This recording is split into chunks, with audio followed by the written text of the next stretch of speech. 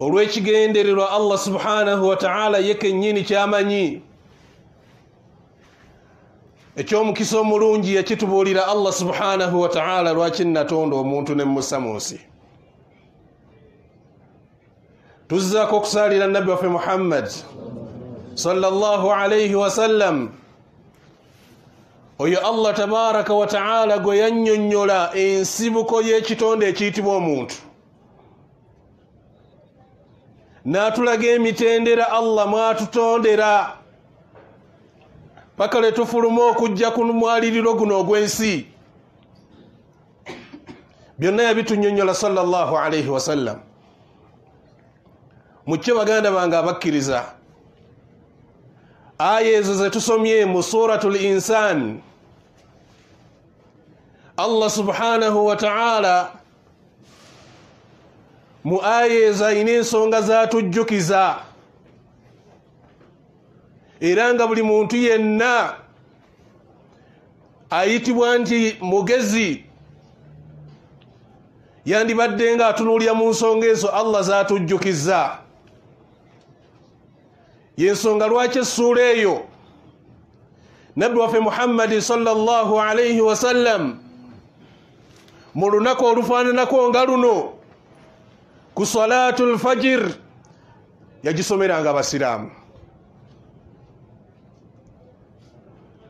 n'agisomera abasiraamu ng'ayina ensonga lwaki agibasomera ku makya olunaku olw'ejjuma. Olunaku luno lutegeeza kinene nnyo eri omusiraamu. Lwe lunaku Allah kwe yatondera Adamu, lwe lunaku Allah lwe yagoba Adamu mu jjana, lwe lunaku Allah subhanahu wa ta'ala lwagenda okuba ng'ayimirizaawo enkomerero. Yensonga lwaki nabbi Muhammadi sallallahu alayhi wa sallam yasomanga essuula eyo okwongera okujjukiza abasiraamu. Allah subhanahu wa ta'ala akulaga nti gwe omuntu tewaliiwo. Hal ata ala al-insani hiinun min ad-dahri lam yakun shay'an madhkura. Okuva Allah subhanahu wa ta'ala lwe yatonda ebitonde ebingi ennyo ebyakusookawo gwe omuntu nga toliiwo. Allah abuuza nti tewaaliwoko kiseera nga tewaali kintu kiyitibwa muntu? Nga Allah subhanahu wa ta'ala tannabatonda, nga tannabassa ku mwaliriro guno nsi, waliwo ekiseera nga temwaliwo, ate nga puroguramu ze zitambula bulungi, nga Allah malayika bamusinza, ebitonde ebirala byonna nga bisinza Allah. Kyobalaba Allah subhanahu wa ta'ala bwe yabitegeeza ku bamalayika, inni ja'ilun fil ardi khalifa, ngenda kutonda kitonde ekiyitibwa omuntu. Bamugamba nti ataj'alu fiha man yufsidu fiha wa yasfiku ad-dima wa nahnu nusabbihu bihamdika wa nuqaddisu lak, qala inni a'lamu ma la ta'lamun. Bamalayika bagamba Allah subhanahu wa ta'ala atogenda kussa ku nsi abagenda okwonoona ku nsi, abagenda okuyiwa emisaayi, abagenda okuba abatemu. Lwaki otonda ekitonde ekyo? Allah yabaddamu kimu, inni a'lamu ma la ta'lamun, nze mmanyi bye mutamanyi, naye ngenda kutonda ekitonde ekiyitibwa omuntu. Amakulu nti tetwaliwo. Allah kyatujjukiza nti waliwo ekiseera nga temwaliwo mu nsi. Ninjagala mujjukire nnyo assulu yammwe, ensibuko yammwe. Temwerabira wa gye mwava. Buli lwe weerabira wa gy'ovudde kiba kitegeeza nti ne mu maaso gy'olaga tojja kutuuka. Inna khalaqna al-insana min nutfa, ensibuko y'okutondebwako twakutonda tukujja mu ttondo. Inna khalaqna al-insana min nutfatin amshaj, amatondo agagattiddwa, ettondo ly'omwami n'omukyala. ne tukugattagatta ne tujjamu ekitonde ekiyitibwa ggwe olwaleero ali wano ku nsi. Kyobulaba Allah subhanahu wa ta'ala atugamba mu surati Tariq, falyanzur al-insanu mimma khuliq. Omuntu yandibadde atunuulira nnyo, watondebwa mu ki? Lwaki weekuluntaza ku nsi? Lwaki ogaana okuvunnamira Allah? Lwaki ogaana okusinza Allah yakutonda? Amaanyi ogajjawa? Obuvumu obujjawa obujeemera Allah? فلينظر الإنسان مما خلق من ماء دافق يخرج من بين الصلب والترائب. Ebyo Allah kubuulira nsibuko yo oleme kubaamu kwekuluntaza ku nsi eno. Buli lwofuna amalala gonna Allah kujjukiza jjukira gye wava, nga tonnafuuka ekyo kyoli olwaleero wali ki?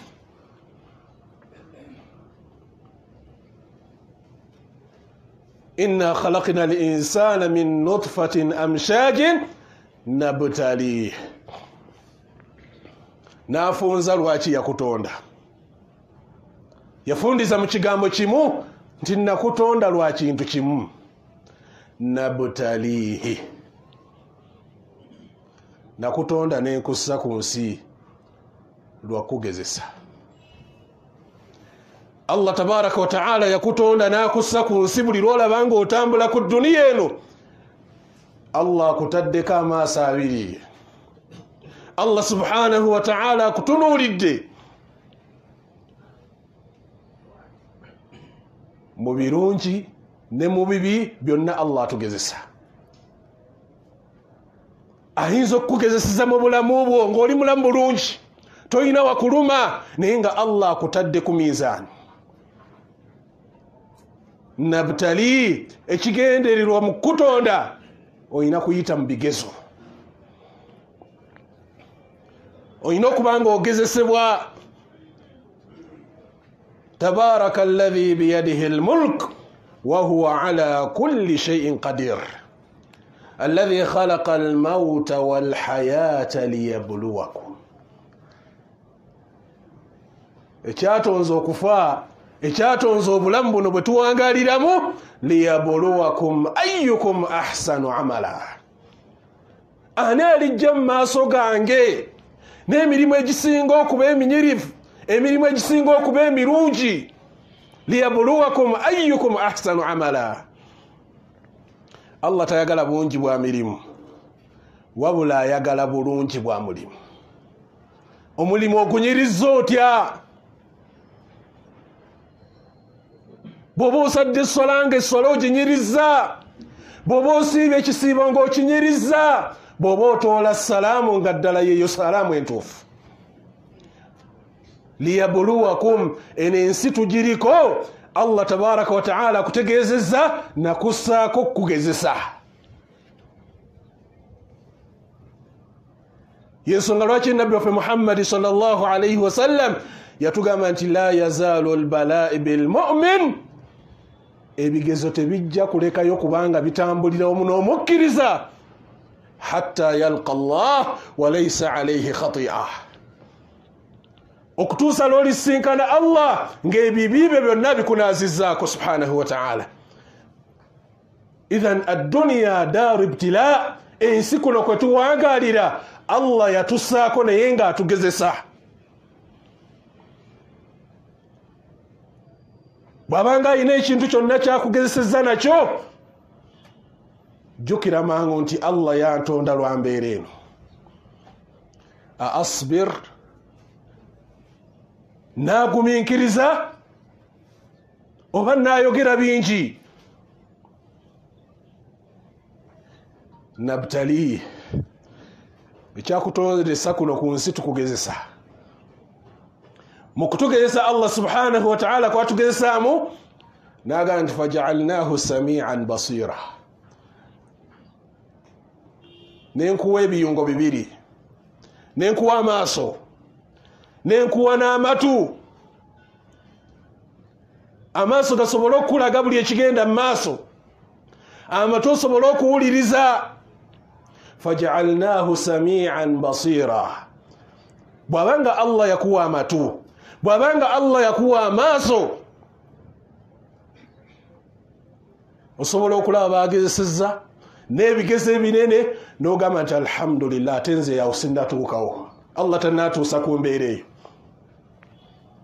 Osobola okuwulira abali mu bizibu ne weebaza Allah n'ogamba nti alhamdulillah, neebaza Allah subhanahu wa ta'ala.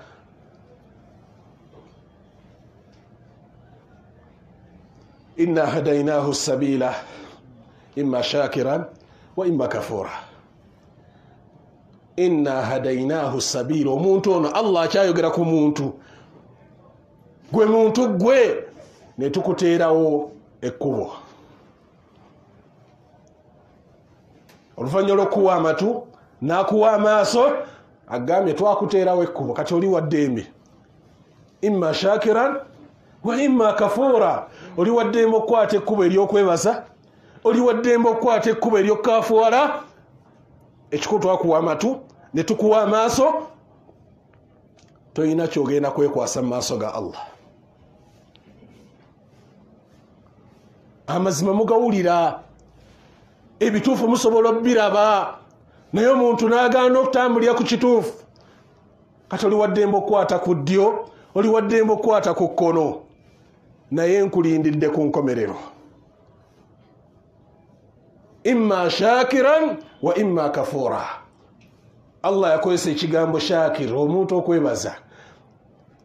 Allah okubanga akuwangazizza, akuwadde obulamu, akuwadde buli kintu kyonna, oli wa ddembe okutegeera nti mu butuufu Allah ateekedde okwebazibwa. Oba oli wa ddembe okuwakanya ebyengera byakuwa Allah subhanahu wa ta'ala. Naye nkulindidde ku nkomerero. Inna a'tadina lilkafirina salasila wa aghlalan wa sa'ira. Inna a'tadina, mazima twateekera kwaba bali abakutte ekkubo ery'okukafuwala ery'okuwakanya ebirungi bye mbawadde. Inna a'tadina lilkafirina salasila, njegereze zibalindiridde. Ebyuma mwe tugenda basiba. Inna a'tadina lilkafirina salasila wa aghlalan wa sa'ira, n'omuliro ogubombujja. Inna al-abrara, abakola ebirungi, abategeera Allah subhanahu wa ta'ala ne baba nga batambulira mu kkubo ery'omwebaza. Inna al-abrara yashrabuna min ka'sin kana mizajuha kafura. Allah bateekedde ebyokunywa ebikoleddwa mu mubisi omulungi ennyo ogujjudde kafuran, bwemu ku buwoobwa obulungi ennyo. Inna al-abrara yashrabuna min ka'sin kana mizajuha kafura aynan yashrabu biha ibadullah. Olw'oluzzi yashrabu biha ibadullah, lugenda kubanga lunywebwamu baddu ba Allah, mikwano gya Allah subhanahu wa ta'ala, abatambulira ku kkubo lya shukuru, okwebaza Allah subhanahu wa ta'ala, basuubiza nti bokka be bagenda okubanga bakozesa oluzzi olwo. Yashrabu biha ibadullah yufajjirunaha tafjira.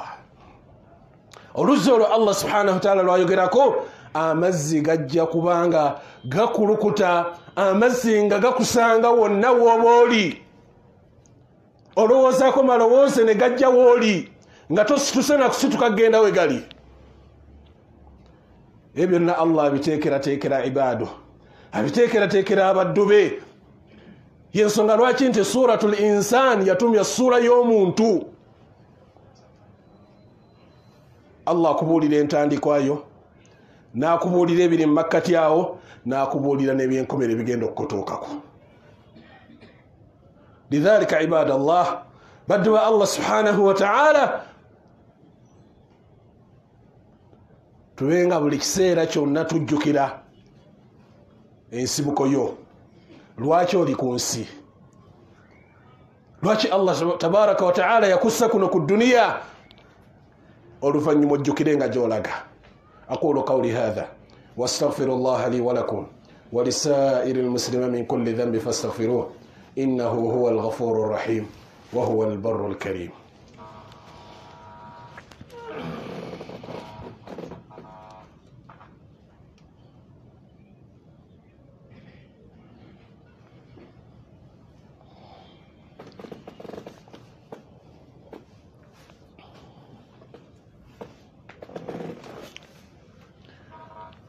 الحمد لله والصلاة والسلام على رسول الله صلى الله عليه وسلم وبعد.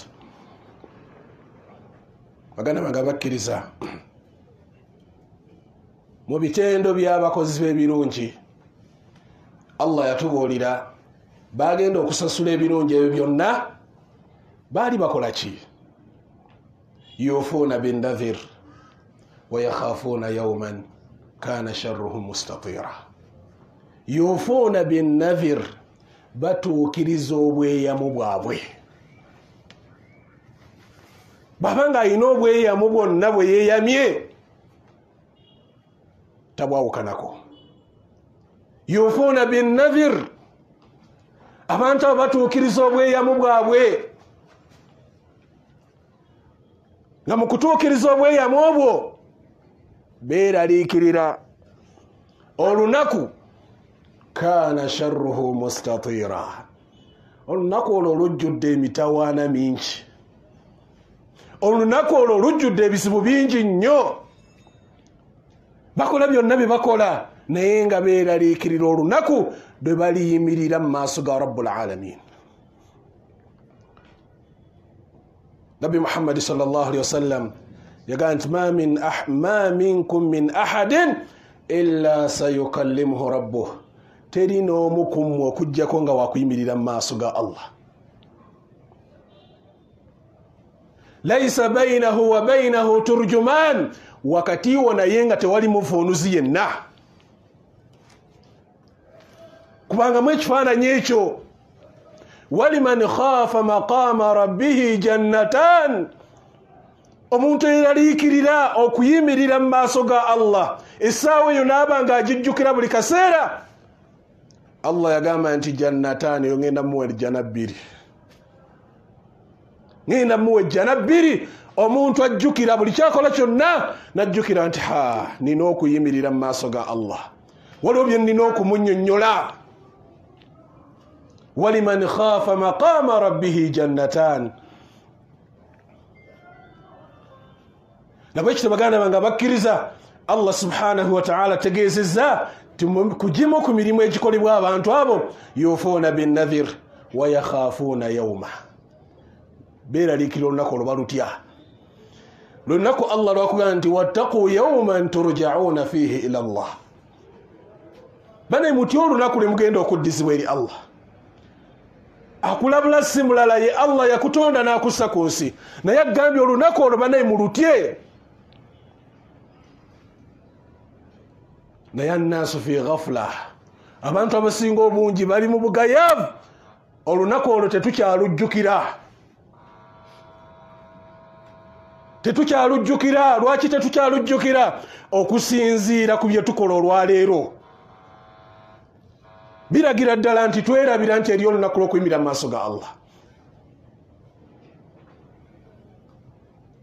yufuuna binnadhir wa yakhaafuuna yawman kana sharruhu mustatira wa yut'imuuna at-ta'ama ala hubbihi miskinan wa yatiman wa asira. baliisa emmere, b'abantu abayamba abantu abali mu njala. wa yut'imuuna at-ta'ama, obasanga baliisa emmere ala hubbi, kyokka nga naye yennyini mwetaavu eri emmere eyo, naye n'omulaba nga yeerekerezza asobole okuyamba ku bantu bano aboogerwako. wa yut'imuuna at-ta'ama ala hubbi miskinan, nayamba maskini. wa yatiman, nayamba ku bamulekwa. wa asiran, nayamba ku bantu abawambiddwa, abantu abasibiddwa, nga la hawla lahum wala quwwa, tebalina bwekyusizo, tebalina maanyi gonna. n'otunuulira abantu abali mu mbeera eyo n'oba nti obayamba. wa yut'imuuna at-ta'ama ala hubbi, miskinan wa yatiman wa asira. Ebyo byonna bikola lwaki? Innama nut'imukum liwajhillah. Mutemusobola tusasula, agenda tusasula ye Allah. Tuyamba, bayambanga ne baliisanga naye nga bakola emirimu egyo banoonyamu kusiimya Allah subhanahu wa ta'ala.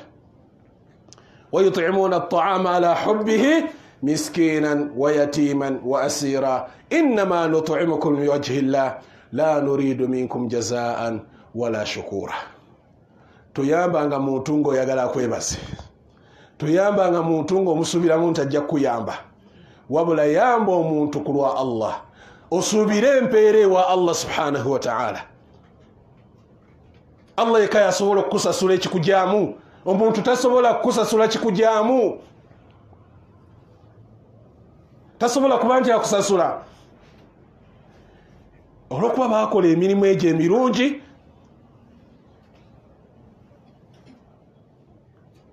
bakola emirimu egyo okubanga baliisa kulwa Allah. Innama nut'imukum liwajhillah la nuridu minkum jazaan wala shukura inna nakhafu min rabbina yawman abusan qamtarira. Ebyo nababikola lwakutya Allah, nga beeraliikirira olunaku abantu bonna ng'emitaafu basibye emitaafu mu byenyi byabwe olw'okweraliikirira embeera eddako. wajazahum bima sabaru. Allah ganti fawaqahum Allahu sharra dhalika al-yawm. Abantu abo Allah agenda bataasa obubi olunaku olwo. فوقاهم الله شر ذلك اليوم ولقاهم نظرة. Allah agenda bassaako okutemagana kw'okungulu, okwakaayakana kw'okungulu, ng'omuntu omulaba yenna ng'ayakaayakana alabika bulungi nnyo, akabonero akalaga nti embeera y'ennungi. Wasururan, ate sururu ly'essanyu ery'omunda nga ye kennyini musanyufu, kubanga osobola okulaba omuntu ng'alabika bulungi naye ng'omutima gwe munakuwavu. Allah aga nti kungulu bajja kuba balabika bulungi nga ne munda bajjudde essanyu. Wajazahum bima sabaru. Ebyo byonna Allah agenda bibawa lwa nsonga emu. Wajazahum bima sabaru. Emirimu gyonna egikulembedde gyonna Allah akusasula lwa bugumiikiriza. Essola yeetaaga bugumiikiriza, okuliisa abantu kwetaaga bugumiikiriza, okuyamba abanaku kyetaaga bugumiikiriza. Obugumiikiriza bwe bufuga ibadaati zonna. Wajazahum bima sabaru. Teyagamba nti ebyo mbibawadde mbasasudde empeera eyo olw'essala ze basaala, olw'ebisibo bye basiiba. Nedda, byonna bifunza mu kigambo kimu, bima sabaru. Era Allah subhanahu wa ta'ala benga abayingiza ejjana. Nabwe tusaba Allah subhanahu wa ta'ala atusse mu bantu abagenda okuyingira ejjana bighayri hisaabin wala adhaab. Inna Allaha malaikatahu yusalluna ala an-nabi ya ayyuhalladhina amanu sallu alayhi wa sallimu taslima. يقول النبي صلى الله عليه وسلم من صلى عليه صلاة واحدة صلى الله عليه بعشرة.